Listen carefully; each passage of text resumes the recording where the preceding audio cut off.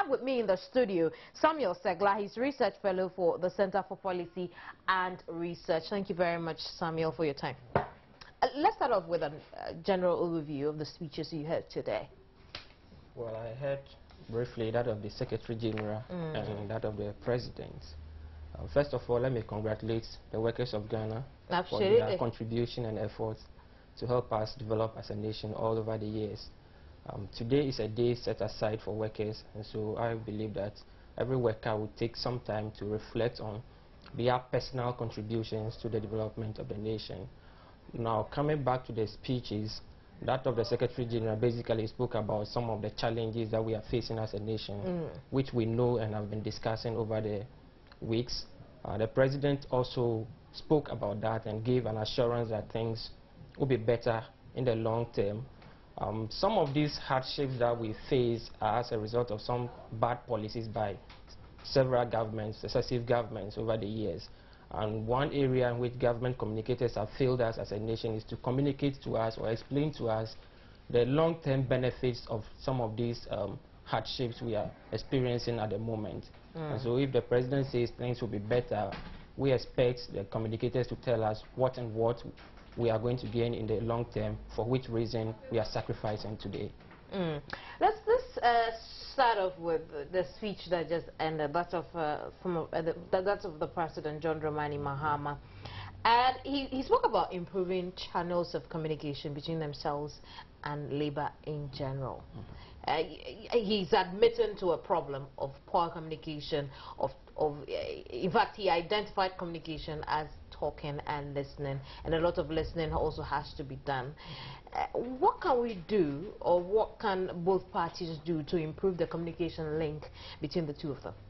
Well, as I said earlier, today is a day for the worker to reflect on some of these things, and as organized labor, I think this is a time for them to think about how to foster a more closer collaboration between the labor union and the government. And as we do that, one reason which accounts for the breakdown in communication over the years is misunderstanding. Labor comes with their demands, government says this is what I can offer, and then the problem occurs. But I believe that labor can adopt more innovative means of engaging government. It should not always be like we want increments. Apart from increments, what other things can labor do? Is labor concerned about public sector productivity coming from the members for which they are engaging government? Which is one of the problems the President has identified, the low productivity from labor. Yes, because if the employer knows that the employee is coming with some value addition, is coming with something that this is what I'm offering, the employer will also be willing to engage more and to understand. But if always about we want this, give it to us, then we will always have that problem in communication. That's what labor on the other hand has also said, look, productivity is not just a matter for labor, but those who have oversight duty over labor, which then becomes administrators in government. And so then it means that we'll need mechanisms in place that would ensure that indeed people are being checked for the amount of money they are being checked for the work they do to be at par with the money they receive. Sure. What can be done to check public sector workers? To check public sector workers, supervision is key. Most of them are public sector workers who belong to the labor union. And most of them are in these supervisory positions. So labor should find a way of sensitizing its members to improve their outputs.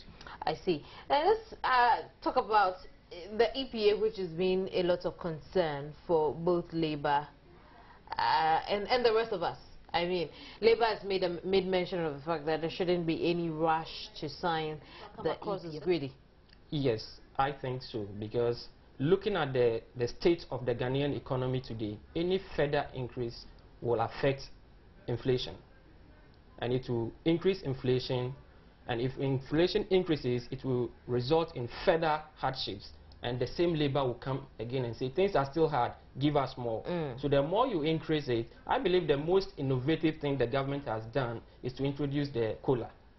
Because in such times, that is the most innovative thing or the best thing that the government can do. And this is not the first time. It started as far back as 1983.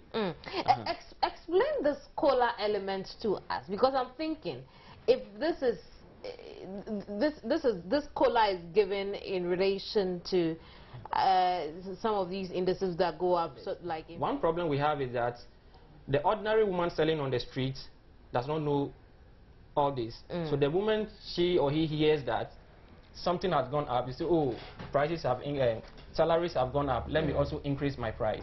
So we have to do a lot of public education on some of these things for the people to understand. But I'm thinking, should COLA have been a blanket element given to everybody, so that from the base person to the one at the apex, you'll have 10% of your salary as the COLA element?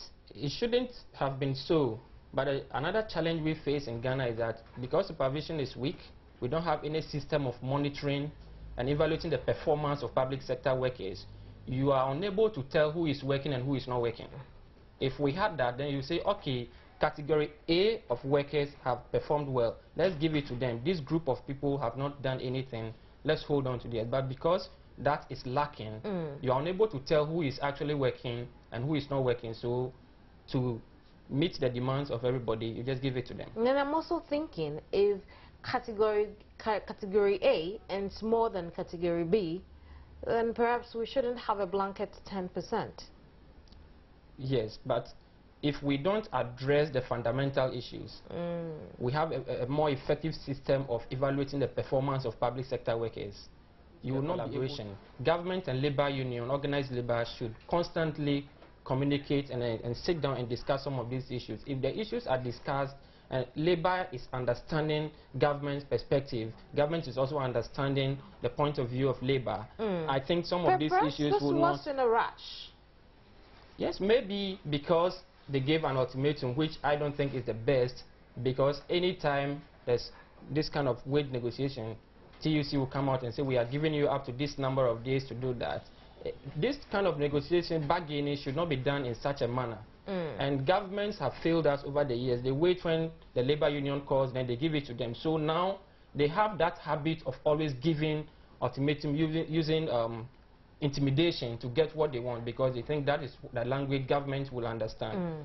That is very bad for us. You don't go to the negotiation table with that position. President Mahama tells us to look for a strong, to look out for strong signs of recovery by end of the year. He feels the economy is gradually responding.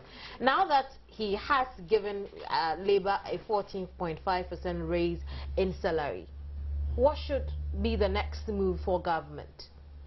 The next move for government from me is to make sure that the increment that people are getting, all the allowances, additional allowances you are giving them, we find a way of monitoring their performance to ensure that they actually work to increase public sector productivity. You go to offices, people sit down, they don't do anything. People don't go to work at all. People go late and close early. Supervisors are not doing their work. How do we get all these people to work so that we don't just throw the money out to them and say, take it? Well, he says there'll be in a few weeks there'll be a payroll audit that will take off ghost names of the payroll system. Is that enough? Well, maybe it's a first step. From that, what's next? What will government do? And today, my major emphasis is on the labor, not even on the government, because for the government side, we have criticized it over the period. But what is labor itself doing? Some of these people, talk about the ghost names. Who are the people in charge of this? Who are the people who put in the ghost names? They are the workers. The very people, the organized labor, their membership. Talk about corruption. A year or two ago, ANAS came out with this expose on ECG. Who are the people? They are the same workers. They belong to labor union. So labor union, the labor union itself should find a way of addressing some of these issues internally. Then when you are going to the negotiation table, you can be confident and say that we are bringing A, B, C on board, and based on that, we want this kind of increment. Then you think perhaps government is perhaps afraid of labor's move. Perhaps they will threaten a strike and go on strike, and hence government is afraid in fact, government feels it's stalemate on the chessboard it's playing with Labour? Of course, no government would want to be embarrassed in any way. So when the pressure is mounting on them and it's becoming unbearable, they find a way of addressing the concern. What do they want? What can we give them? Let's give them that. But I think that is bad. Let's face the issues. Have a system in place to measure the performance. If they are not performing, they don't merit any increment. And that's what address the problem. And perhaps because government knows it doesn't have a system in place to check, it's unable to say, no, I want to give you what you're asking for. So the money you spend in giving the increment every year, spend a similar amount or spend that same amount to put in place the systems and structures to check it, and it will pay off.